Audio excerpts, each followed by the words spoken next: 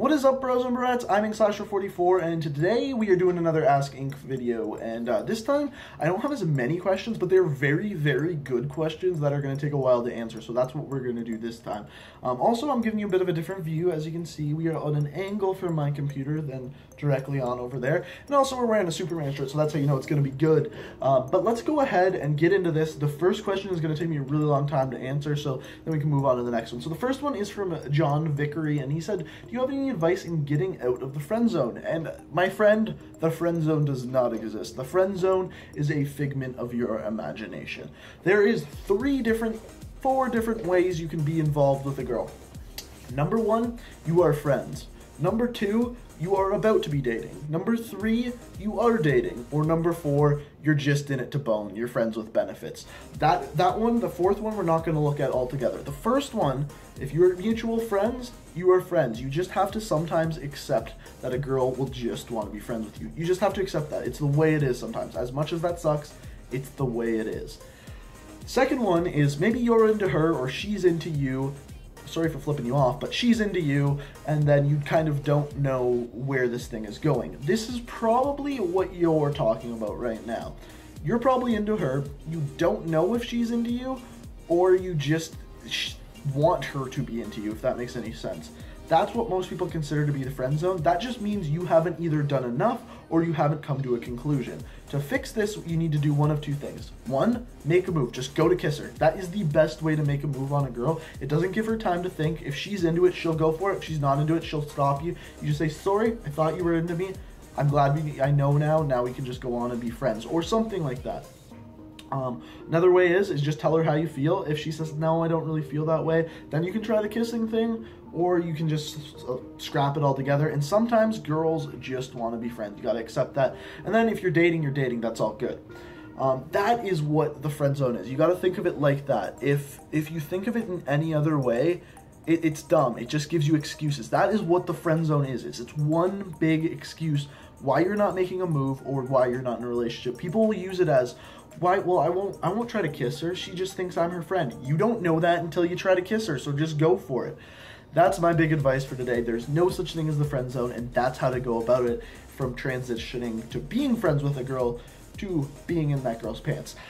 Anyway, the next question is from Cajun Killer 88. He says, do you think they will make a Call of Duty Ghost 2 or will continue Modern Warfare franchise? This is a very good question. A lot of people, I think, are wondering this, and I don't think they can make a new Call of Duty Ghost game. So many people hated that game so much that I just don't think it would be wise for them to go for that again. And if they do, they would have to be very, very careful with the marketing with it, and I think that's just too much work. I don't think they'll end up doing that. So, will they continue with the Modern Warfare franchise? I don't know. Will they continue with the Ghost franchise? I really doubt it. Will they get something new? That would be my guess. I guess they'll have a whole new name for something. Next question is from Carter Smith. He says, what all emergency room accidents have you had? Work on the grammar, bud. But I'm assuming what you're saying is, like, what have I been to the emergency room for? There's a lot. I am really accident prone. So when I was young, I had really, really bad asthma, so I'd go in all the time for asthma attacks. And then when I was in grade 2, I had pneumonia. I went there for that. After that, I had croup twice, which is just a chest infection, kind of like pneumonia, just not as bad. I had that twice, so that's 4, actually, well more than 4, because I had been there for asthma attacks many, many times. Don't have asthma anymore, at least I don't think, because sports don't bother me or anything like that. As I got older, I had this big section of my life where I didn't have anything wrong with me. I wouldn't get sick, I wouldn't have to go to the hospital, I wouldn't have any of that. Just so turns out that broke around grade 8.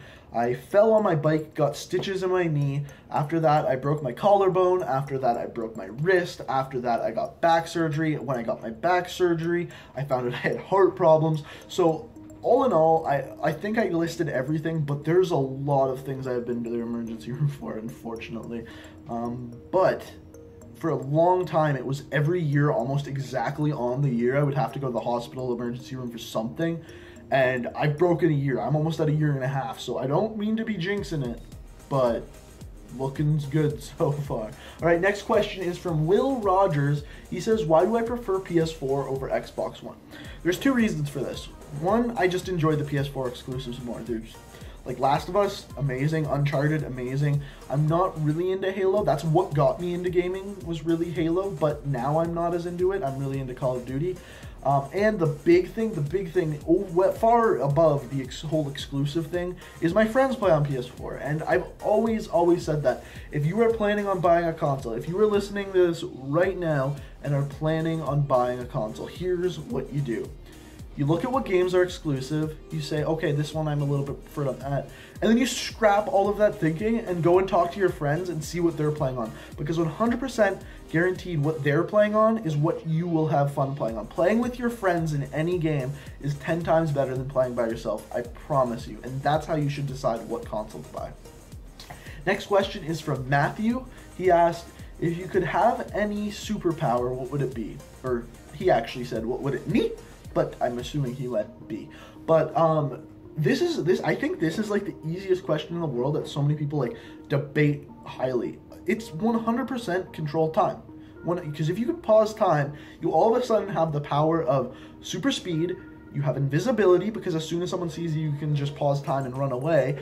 You also have the superpower of being rich, and yes, that is a superpower. Have you seen Batman? Because you can get money from anything. You can go forward in time, figure out the score of a game, go backwards in time, bet on it, boom, you're rich. You can literally be the richest man in the world with that. So you can have so many different superpowers with that superpower. The only one you won't have is flying, but I have a way around that. You just go forward in time to a point where they have like personal flying gear. You then take that back in time, invent it yourself, get the money off of it, because being rich, like I said, is a superpower, and then you can just fly around yourself anyway. Problem solved. Next question is from Vivek Guzenertz. You have the most difficult name to say, man. You asked, do you think you will continue YouTube for a long time? And abso-freaking-lutely. I've already done YouTube for 5 years. I don't know if a lot of you knew that. A lot of my other stuff is really bad, so don't go and watch it. Or do if you're really bored. You probably don't want to go to that part of YouTube. But yeah, go ahead and check that stuff out. I've done it for 5 years. I took a really long break at one point, and I don't plan on doing that again. Reason being is I really like jobs where you can like get in touch with people, you can really connect with them and help them out. That's kind of why I want to be a firefighter, is because you really personally get to help people. And YouTube is really the only way in my life where I can connect with a lot of people all at once. It's really the only way. And I really like that I can touch people's lives in that certain way and really kind of like get to know them, especially if you follow me on Twitter. I try to contact my followers and subscribers a lot, as much as I can on Twitter, and I find that really makes me a happy person, and that's why I think for a long time, or at least the distant future, I will be continuing to do YouTube. I hope that was a good answer. But the last question goes to Sam Kioik. What's with these weird names? Like, why can't we just get like Jane Doe or Patrick Smith? Like, why can't we get easy names? We have to get Sam Kioik. I think that's right. His question is, why do I love your videos so much? Here's why. Let's keep it going. Let's keep it going. Give me some elite weapons. Elite. Airborne shin guards with biohazard loadout. Oh my god! There it is! Yes! Yeah! Woo! Woo! Sorry. Sorry. Alright guys, that's all I got for you this week. I hope you enjoyed. If you did, go ahead and hit that like button. If this video gets enough likes, we will continue doing these Ask Ink videos. Thanks for watching, guys, and until next time.